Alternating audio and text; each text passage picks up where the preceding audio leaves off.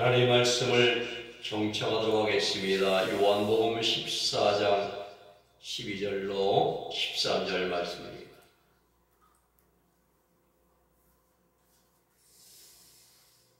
제가 받들어 읽어드립니다. 내가 진실로 너에게 이르노니 나를 믿는 자는 나의 하는 일을 저도 할 것이요 또한 이보다 큰 것도 하리니 이는 내가 아버지께로 감이니라. 너희가 내 이름으로 무엇을 구하든지 내가 시행하리니 이는 아버지로 하여금 아들을 인하여 영광을 얻으시게 하려 함이라.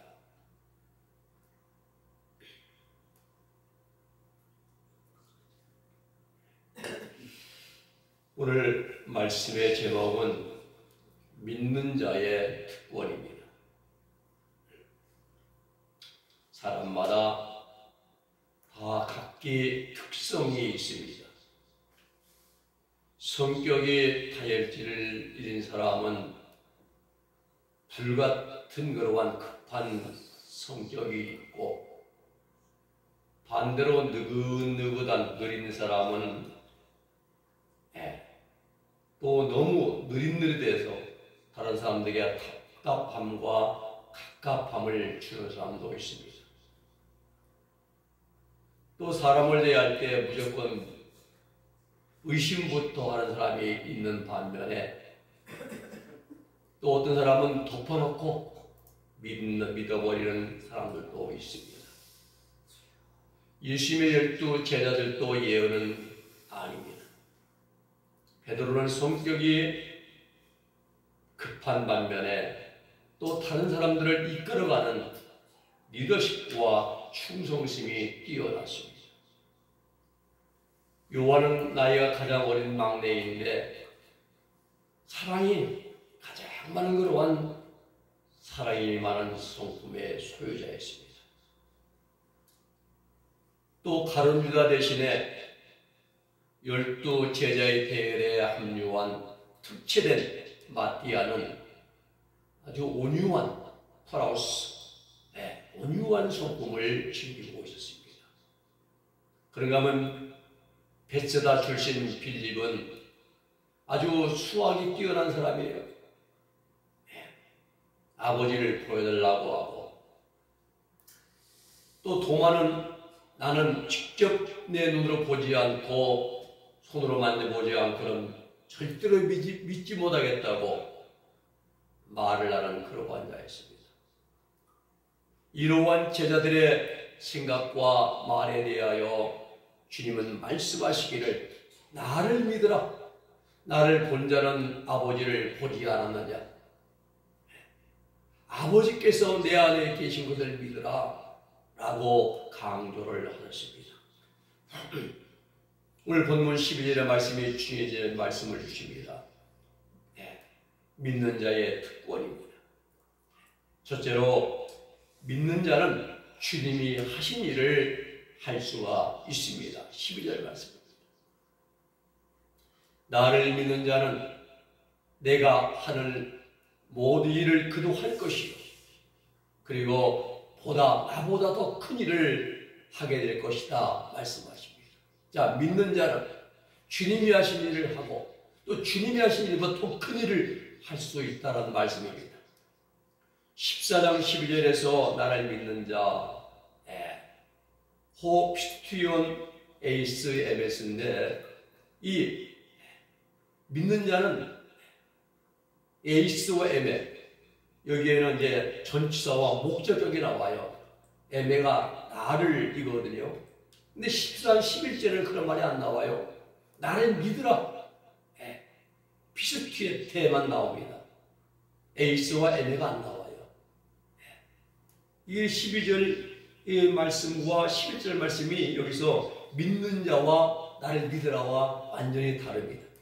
자, 여기서 나를 믿으라 이 말은 아버지와 아들, 하나님과 예수님이 생명의 합의를 통해서 함께 하시다. 이게 아버지와 아들의 연합을 믿으라 이 말이에요. 하나님이 예수님 안에 생명으로 함께 하심을 믿으라 이 말입니다. 그리고 11절의 시제 나를 믿는 자 11절의 말은 예수 믿고 따르며 신뢰하는 참된 성도를 가리켜서 나를 믿는 자 이렇게 말씀합니다. 예수를 믿고 따르고 신뢰하고 순종하고 주의 길을 따라가는 성도를 나를 믿는 자라 말씀하시고, 나를 믿으라 이 말씀은 하나님과 예수님의 연합, 생명의 합임, 생명으로 함께 하시는 하나님 나를 믿으라 이거예요. 자, 나를 믿으라 이 말씀의 의미가 뭡니까? 이는 내가 아버지께로 가니라. 예수님이 아버지를 가신다는 거예요. 이 말씀은 십자가의 고난, 피 흘리시고 죽으시고 부활하시고 승천하시고 그리고 오순절날 성령을 보내시고 모든 속죄주의 사역을 다 마치고 하나님 보좌의 우편에 앉으시는 것, 이것이 아버지께로 가시는 겁니다. 부활 승천하셨어. 예수님은 자신을 믿음으로 아버지를 볼 수 있다라고 말씀하십니다. 그리고 이제는 그 믿는 자의 능력에 대해서 말씀하십니다. 예수님이 말씀하시기를 나를 믿는 자는 나야 하는 일을 저도 할 것이요라고 말씀하십니다. 이것이야말로 믿는 자에게 허락하시는 놀라운 특권 중에 특권입니다. 주님이 세상에 때 하신 일을 네 가지로 구분할 수 있습니다. 첫째는 복음 전파, 선교사에게죠. 그 다음에 약한 자를 붙들어 세워주시고, 마음이 약한 자입니다. 그 다음에 모든 병자를 치료해 주시고, 그리고 제자들을 양육하셨습니다. 이 네 가지 사역이 주님이 지세상에 계실 때 하신 일입니다. 우리 모든 구원받은 성도들이 실천해야 할 일입니다. 왜냐하면 우리 예수님은 불가능한 일을 가능하다고 말씀하지 않으시기 때문입니다. 복음 전파할 수 있고, 치유사역 오늘 또 많은 사람들이 지금 행하고 있습니다. 우리가 감기 걸려서 기도함으로 고침받는 것도 치유의사가 임한 것입니다. 또 귀신들 제어하는 것, 이것도 우리의 귀신 축사하는 능력을 하나님 주셨습니다. 예수의 피로 예수의 이름으로 명할 때 귀신들이 쫓겨나고 무서워 도망가잖아요. 벌써 신사에게 내게 임한 것입니다. 또 자기를 부인하고 십자가 지는 일을 우리가 매우 힘들지만 할 수 있습니다. 마음이 약한 자를 권면해주고 굳게 세워주고 그리고 제자 훈련도 우리가 할 수가 있습니다. 그러나 주님께서 바람과 파도를 꾸짖으시고 물리를 걸어가시는 그러한 이적 같은 역사는 하나님의 특별한 섭리가 있어야만 가능한 것입니다. 아무나가 아닙니다. 그런데 오늘 주님께서 우리들에게 주시는 말씀을 눈여겨봐야 됩니다. 주님은 우리 예수님을 믿는 자들은 예수님보다 더 큰 일을 행할 수가 있다라고 말씀하십니다. 우리가 주님보다 더 큰 일을 할 수 있습니까? 불가능하잖아요. 그런데 왜 이렇게 말씀하셨는가? 실제로 우리는 주님보다 더 큰 일을 할 수가 있습니다. 능력이나 영역이나 실력은 다 부족합니다. 그런데 왜 주님께서 이렇게 말씀하셨는가? 실현 불가능한 일인가? 아닙니다. 그렇지 않습니다. 100%가 다 맞는 말씀입니다. 자, 우리가 주님보다 더 큰 일을 할 수 있다고 말씀하신 그 뜻을 보면은 이것은 질적인 면이 아니라 양적인 면에서 하신 말씀입니다. 질적인 면으로 죽은 자를 살리고 무덤에서 나사로야 나오라 이렇게 말씀해서 일으켜 세우시고, 이것이 아니라 양적인 면. 예수님의 공생의 3년 동안에 이 팔레스틴이라는 말은 블레셋 사람의 땅이라 이런 뜻입니다. 이 팔레스틴이란 국한된 지역에서만 예수님은 활동을 하셨습니다. 저 해외 안 나갔어요. 예수님은 구라파 안 가셨습니다. 북미 지역에 안 나갔어요. 그 팔레스틴 지역이라는 국한된 지역에서만 활동하여 3년 동안 그것도 대부분 갈릴리란 시골 동네에서 그 갈릴리 동네를 중심으로 이제 활동하였습니다. 그래서 주님께서 세상에 계실 때에 믿는 자의 신자의 숫자가 예루살렘에 120명이었습니다. 그리고 갈릴리에 500명 정도가 이제 되었습니다. 근데 중요한 것은 이 작은 수의 믿는 자들이 예수님의 승천하시고 성령 강림하신 이후에 전 세계에 복음을 전파했다는 사실입니다. 예루살렘에 120명 그리고 갈릴리 한 500명 정도의 성도가 예수님이 부활을 승천하신 다음에 전 세계에 복음을 전파했습니다. 복음 전파뿐이 아닙니다. 정치, 사회, 경제, 문화 전반에 지대한 영향력을 행사해 왔습니다. 무엇입니까?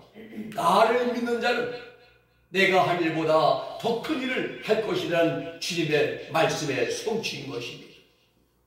여기에서 한 가지 중요한 사실은 믿는 자가 주님보다 더 큰 일을 할 수 있다는 주님 말씀의 성취는 당장이 아닙니다. 예수님께서 승천하셔서 아버지께로 가신 다음에 오순절날 성령께서 강림하신 때부터 이루어질 일들입니다. 그렇습니다. 우리 성도들은 이러한 위대한 능력을, 잠재적인 능력을 발휘할 힘을 가지고 있습니다. 능력을 받은 자들입니다. 이건 성경 지식이 아닙니다. 메가처치에 출석하는 것이 아닙니다. 오랜 시간 연조가 아닙니다. 직분이 아닙니다. 오직 믿음입니다. 그 믿음 위에 성령을 받아야 됩니다. 성령의 충만, 성령의 권능을 받아야만 주님께서 하신 일을 할 수가 있습니다. 그러면 우리 구원받은 성도들은 성령 충만 받기를 사모해야 합니다. 성령의 큰 능력 받기를 우리는 사모해야 합니다. 그리하여 능력받고 권능받아서 주님이 하신 그 일을, 그 큰 일을 우리는 감당해 나가야 됩니다. 여기서 가장 중요한 사실은 구원받은 그리스도인들은 내 육신을 위한 삶을 살아서는 안 된다는 사실입니다. 주님이 못다 하신 삶, 주님이 나를 구원하시려고 나의 죄를 사하시고 나를 용서하시고 나를 내게 생명 주시려고 대신 돌아가셨잖아요. 그 주님이 못다 하신 삶, 그것을 내가 살아드려야 됩니다. 주님이 남겨진 삶의 몫을 내가 대신해 드려야 됩니다. 이것이 진정한 그리스도인들의 삶인 것입니다. 내가 이제 살아도 주 위에 살고 내가 이제 죽어도 주 위에 죽고 살아도 주를 위해 살고 죽어도 주를 위해 쓰고 이것이 주님 못다 하신 삶을 내가 대신 살아드리는 삶인 것입니다. 이 일을 하기 위해서 우리는 성령의 능력과 권세와 충만을 받아야 됩니다. 그래야 무슨 일을 하든지 간에 성령의 능력을 힘입어서 행함으로 우리 주님을 기쁘시게 해드리는 우리 모두가 되기를 예수님의 이름으로 부탁을 드립니다. 두 번째는 기도할 때 우리는 감당할 수가 있습니다. 12절에서 믿는 자의 사역에 대해 말씀하신 주님께서 14절에서는 믿는 자의 기도에 대해 말씀하십니다. 기도도 사역과 마찬가지로 믿는 자들의 특권이며 특권이며 권능입니다. 예수님은 공생의 3년 동안에 기도 생활에 모범을 보이셨습니다. 낮에 사역을 하시고 밤 함중에 한적한 곳에 나가서 밤을 새워 기도하시고 저희들에게도 기도의 필요성과 기도할 것을 여러 곳에서 복음서에서 가르쳐 주셨습니다. 오늘 본문의 기도의 필요성, 기도하라는 권면이라 기도의 특권에 대해서 말씀을 주십니다. 예수님 말씀하시는 저희들에게 너희가 무엇을 구하든지 내가 다 시행하겠다고 말씀하십니다. 무슨 말입니까? 무엇을 구하든지 다 들어주시겠다는 말씀입니다. 단 조건이 있습니다. 어떻게 기도해야 되느냐? 믿음으로 기도해야 됩니다. 마태복음 21장 21절에 보면은 너희가 기도할 때에 무엇이든지 믿고 구하는 것은 다 받으리라 말씀하십니다. 믿고 구하는 것은. 야고보서 1장 26절에도 오직 믿음으로 구하고 조금도 의심하지 말라. 의심한 자는 바람에 밀려 유동하는 바닷물결 같으니 라고 말씀하셨습니다. 믿음으로 구하라. 믿음으로. 그런가 하면은 그러기에 우리는 응답받는 기도의 가장 중요한 요소는 믿음입니다. 믿음이에요. 구하는 것을 주실 것을 믿는 믿음을 가지고 기도하는 모든 믿음의 기도는 반드시 응답이 된다라고 말씀하십니다. 마가복음 11장 24절에 말씀하시기를 그러므로 내가 너에게 이르노니 말하노니 무엇인지 기도하고 구하는 것은 받은 줄로 믿으라. 그리하면 너에게 그대로 되리라 말씀하십니다. 받은 줄로 믿으라. 기도하기 전에 먼저 믿으라는 것입니다. 그 믿음을 가지고 기도하라 이 말이에요. 또 한 가지 기도할 때 무엇을 구하든지 우리는 반드시 예수 그리스도의 이름으로 구해야 됩니다. 골로새 3장 17절 말씀에 또 무엇을 하든지 말에나 일에나 또 이제 다 주 예수의 이름으로 하고 그를 힘입어 하나님 아버지께 감사하라. 우리가 말을 하든 일을 하든 모두가 다 주 예수님의 이름으로 해야 한다 이 말입니다. 나를 드러내면 안 되겠죠. 오늘 본문 14절에도 내 이름으로 구하라 말씀하십니다. 우리는 여기서 내 이름으로 구하라는 그러한 주님 말씀의 의미를 살펴야 됩니다. 그냥 무조건 예수님의 이름으로 기도합니다 라고 하면 되는 것인가? 아닙니다. 이런 뜻이 아닙니다. 예수님께서 기도하되 내 이름으로 구하라 이 말씀하신 말씀의 뜻은 주님께서 중보하신다는 거예요. 중보. 하나님과 우리 사이에 가운데 중보해 주시고 또 주님 뜻과 일치하게 기도해야 한다는 겁니다. 우리 기도가. 그리고 주님의 영광과 주님의 일을 잘 감당하기 위해서 기도해야 하는 것입니다. 오늘 대부분 성도들은 충만한 기도를 드려요. 그리고 마음껏 육신에 충만한 기도 드리고 나서 다 예수님의 이름으로 기도합니다 라고 하면 다 같은 줄로 착각을 하고 있습니다.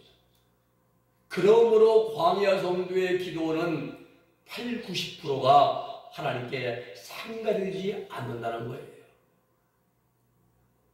대부분 기도가 중간에 흐지부지 해가지고 힘이 없어져가지고 공중에서 흩어지고 맙니다.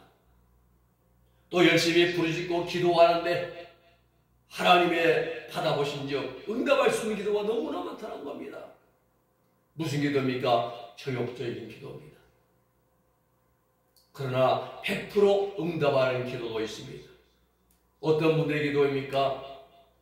죄 문제 해결을 받고 영광 속에 하나님의 생명의 성령의 법이 나타나는 분들입니다.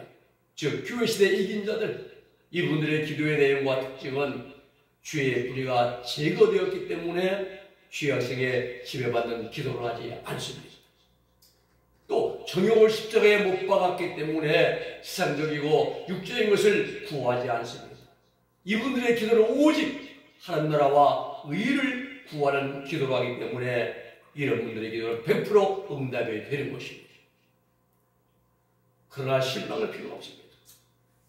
우리도 세상의 것, 육신에 즐기는 것을 구하지 않고 하나님의 뜻을 따라 살아가려고 힘쓰고 애쓰며 기도하면 이런 기도는 다 응답이 됩니다. 사랑하는 여러분, 기도의 범위는 무한대입니다. 그리고 응답은 확실합니다. 이 사실을 누가 보장해 줍니까? 우리 주님께서 보장해 주십니다. 주님께서 세상을 떠나실 때에 험악한 세상에 남겨질 제자들에게 이 기도의 특권을, 이 특권만큼 큰 힘과 용기를 주신 것은 없습니다. 힘이 없어도, 가진 것이 없어도, 연약하고 나약한 자라고 할지라도, 남녀노소 지구와 물러나고, 흑음에 좋고 많음을 막론하고, 그 누구든지 하나님의 능력을 활용할 수가 있습니다. 하나님의 능력은 무한대입니다. 끝이 없습니다. 그 전능하신 하나님의 크고 놀라운 능력을 내 것으로 만드는 비결이 바로 예수 그리스도의 십자가이고 십자가의 손길을 믿는 믿음, 그 믿음의 기도입니다. 성도의 특권 중의 특권은 하나님의 능력을 내 것으로 만드는 믿음의 기도에 있는 것입니다. 성도의 기도는 지구상에서 가장 위력적이고 파괴력이 있는 강력한 무기인 것입니다. 저 김정은이가 만드는 핵무기는 세상 물질만 파괴합니다. 그런 성도의 기도는 영적인 문제까지 다 해결해주는 놀라운 힘이 있습니다. 눈에 보이지 않는 귀신들도 기도 앞에서는 벌벌 떨며 도망합니다. 제가 어제 유튜브를 잠깐 봤습니다. 법륜스님이 에게 어떤 분이 어떤 어린 학생이 질문을 합니다. 제가 죽으면은 지옥 어디로 갑니까? 첫 번째 질문이에요. 제가 죽으면 어디로 갑니까? 천국입니까? 지옥입니까? 두 번째 질문은 뭐냐면은 제가 죽었다가 다시 환생할 수가 있습니까? 불교에서는 환생한다고 하잖아요. 윤회설이니까 말입니다. 죽었다가 뒤줄 태어나고 소로 태어나고 또 이렇게 말입니다. 그렇게 질문을 해요. 그게 궁금하다는 거예요. 그 어린 나이에 그 학생의 말대로 절박하더라고요. 어린 나이가 영혼에 대해서. 그게 법륜이 하는 말이 뭐냐면은 천국 봤습니까? 지옥을 봤습니까? 귀신 본 적 있습니까? 귀신을 보지 못했습니까? 물어보는 거예요. 또 귀신이 있다고 믿습니까? 귀신이 없다고 믿습니까? 이게 계속 그거 얘기해요. 그러면서 이것은 귀신이 있다고 믿을 수도 있고 없다고 믿을 수 있다는 거예요. 이것이 믿음입니다 라고 얘기해요. 참 어린 나이에 말을 하더라고요. 이게 믿음입니다. 이 믿음은 각 사람의 마음에 달려 있습니다 라고 하는 거예요. 귀신이 있다고도 말 못하고 없다고 말 못하고 천국이 있다고 말 못하고 없지 이제 지옥이 있다고 말 못하고 말을 못하고 각 사람의 마음에 달려 있습니다. 귀신이 있다고 믿을 수 있고 없다고 믿을 수 있고 그러나 귀신은 없습니다 라고 말하더라고요. 이 어린 학생이 말한 것은 제가 죽으면 어디로 갑니까? 질문이 그거예요. 그리고 제가 다시 환생할 수 있습니까? 태어날 수 있습니까? 이건데 거기에 답은 없어요. 귀신이 있다고 믿을 수 있고 없다고 믿을 수 있고 이것은 믿음이 각자의 마음에 달려있다. 이 각자의 믿음이다. 그 귀신이 없습니다 라고 해요. 아주 훌륭한 이 명망 있는 법륜스님 아닙니까? 대답은 초등학생 대답도 안 되더라고요. 천국과 지옥 분명히 있습니다. 죽은 다음에 우리가 다시 환생하지 않습니다. 우리 인생은 일회성입니다. 한 번 왔다 한 번 하는 게 우리 인생입니다. 죽은 다음에 우리 영혼은 육신은 땅에 가고 불속에 들어가고 물속에다 뿌려서 저 인천 바다에 뿌리실 수 있지만 그러나 우리 영혼은 불멸입니다. 하나님의 심판 앞에 가서는 것입니다. 거기서 이 땅에 행한 대로 상급을 받고 천국 들어가 영생의 복을 누리고 아니면 지옥 들어가서 평시에 영원히 고통 가운데 형벌을 받습니다. 귀신은 있습니다. 귀신, 죽은 자의 악령, 불신자의 악령들이며 귀신 다리가 아니에요. 지옥 죽은 자, 불신자의 악령이 선한 모습에 다 사람들이 빠져나가고 빼내고 악으로만 이거질 때 귀신이 지옥 들어가는데 떠돌면서 공격하고 붙어서 말이면 술 먹는 귀신들은 술 고래들에게 붙어가지고 왜 자꾸 먹어라 부어라 마시라고 음란을 좋아하는 귀신들은 음행하고 술집 같은 데 가서 붙어가지고 즐기고 말입니다. 그걸 점점 서로는 제거되어가지고 악으로 완전히 이루어질 때에 지구문이 열리고 지옥으로 들어가야 된다 이 말입니다. 지금 귀신이 있어요. 기도할 때 우리가 공격하잖아요. 와서 장난치고. 예. 저는 그걸 많이 느끼거든요. 귀신도 공격을 많이 받습니다. 예. 제가 작년에 강단에서 기도할 때 그때 몸이 이제 이 바람이 휙 불어치더니 눈앞에 깜깜하게 안 보이더라고요. 제가 주저앉을 뻔했잖아요. 그날. 그리고 의자에 앉아서 설교를 했는데 귀신이 공격한 거예요.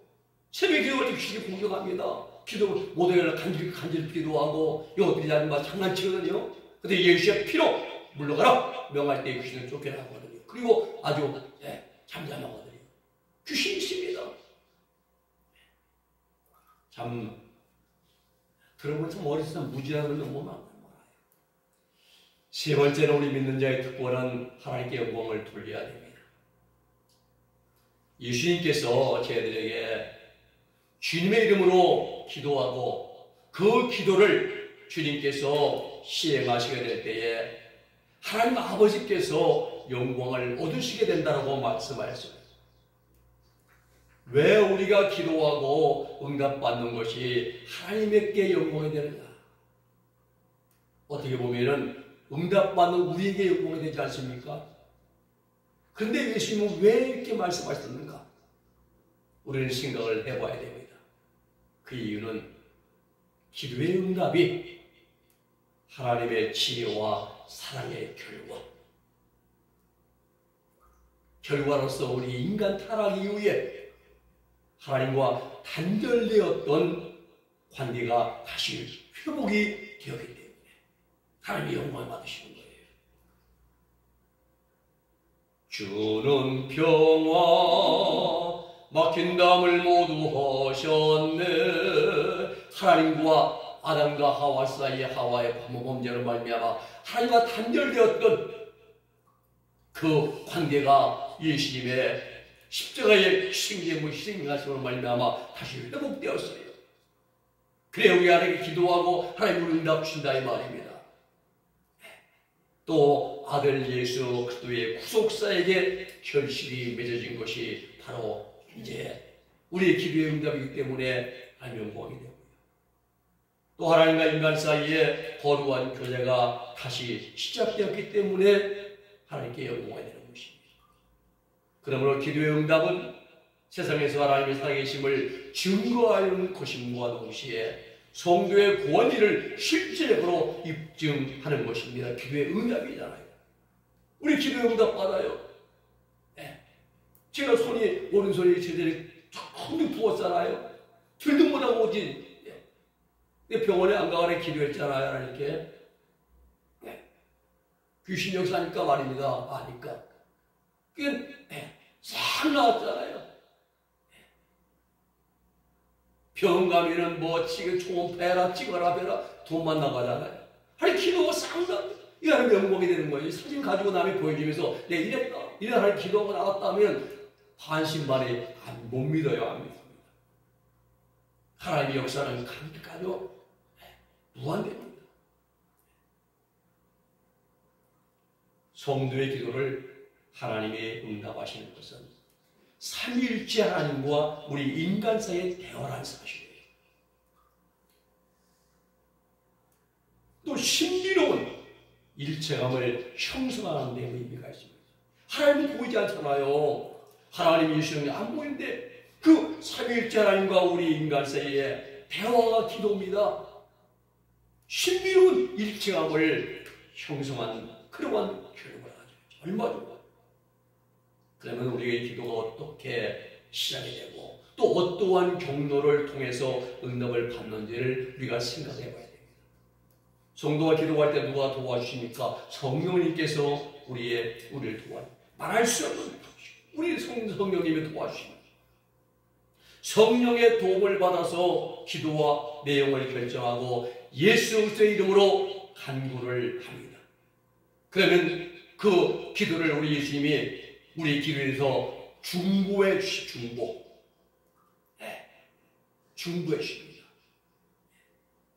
하나님께서 예수의 그 중보를 받으시고 허락하심으로 우리의 기도에 대한 응답이 떨어지는 것입니다. 우리가 기도 성령의 도움을 받아 기도하고 예수님을 기도하면 예수님께서 공인중개사가 되셔서 하나님과 우리 사이에 중간 매개체 역할을 해주시는 거죠. 그리고 하나님은 예수님의 손에서 그 기도를 받아보시고 도장을 꽉 찍어 기도의 응답을 허락해 준다 이 말입니다. 구원과 성도들이 기도할 때 우리의 그 기도 시간에 성령님과 예수님과 하나님이 다 함께 참여하신 줄로 믿으시기를 주님의 이름으로 부탁을 드립니다. 나 혼자 기도하는 게 아니에요. 내가 기도할 때 성령님이 들으시고 도우시고 예수님이 받아서 하나님께 올려드리시고 하나님은 우리 기도를 들으시고 응답해 주시고 다 함께 참여하는 시간이 기도 시간이 귀하고 아주 소중한 시간인 것입니다. 성도의 기도는 하늘과 땅의 대화합의 시간인 것입니다. 하늘이신 하나님과 예수님과 성령님과 우리 사이에 하나가 되는 그러한 시간입니다. 삼일째 하나님과 인간과의 장엄한 생명적 규제의 시간이 바로 기도 시간인 겁니다. 우리들이 올리는 기도가 이렇게 위대한 것입니다. 놀라운 것입니다. 구원한 성도들은 기도를 통해서 예수 그리스도 앞에 나아갑니다. 그리고 예수님 안에서 하나님의 만남과 대화, 교통이 이루어질 것입니다. 기도는 성도들에게 영적으로, 육적으로 축복을 갖다 줍니다. 우리의 기도가 정욕적으로 사용하려고 잘못 구하지만 않으면 무엇이든지 시행하신다고 우리 주님께서 약속해 주셨습니다. 그렇습니다. 우리 기도의 결과는 무한대입니다. 끝이 없습니다. 구원한 성도들은 기도를 통해서 위대한 사명을 발견하고 신령한 능력을 공급하며 주님께로부터 받은 사명을 잘 감당해 나가야 됩니다. 가장 중요한 것은 성도의 기도가 하나님께 영광이 된다는 사실입니다. 하나님께 영광, 이 일이 기도와 기도의 가치와 권위를 최고로 높이는 근거가 되는 것입니다. 말씀을 정리합니다. 오늘 본문은 주님께서 세상을 떠나시기 전에 사랑하는 제들이 주신 그런 약속의 말씀입니다. 믿는 자의 특권입니다. 세상의 면책 특권이 아니라 믿는 자의 특권. 예수를 믿는 자들이 주어진 특권입니다. 주님께서 하신 일을 할 수 있는 특권. 두 번째는 기도함으로 응답받고 권능받는 특권. 세 번째는 모든 일의 결과는 하나님께 영광 올려드리는 그러한 특권. 이 세 가지 특권을 우리가 믿고 기도함으로 잘 감당하며 하나님께 영광 올리는 우리들의 기도가 될 수 있기를 주님의 이름으로 부탁을 드립니다. 기도하겠습니다. 거룩하신 아버지 하나님 감사합니다. 우리 믿는 자의 특권에 대한 말씀을 주심을 감사합니다. 믿는 자들은 주님이 하신 일을 할 것이요 또 주님보다 더 큰 일도 할 것이요 또 하나님 아버지의 기도할 때 감당할 수 있다 말씀하시면서 우리의 모든 믿는 자의 아버지 기도가 하나님의 영광의 됨을 우리에게 알게 하심을 감사를 드립니다. 우리의 기도가 우리 육신의 아버지 응답의 문제가 있는 목적이 아니라 하나님께 영광 올리는 그러한 신령한 기도가 되어지고 하나님 주신 일을 잘 감당할 수 있는 그러한 사명 감당의 기도들이 되어지게 하여 주시옵소서. 예수님의 이름으로 기도 올리옵나이다. 아멘.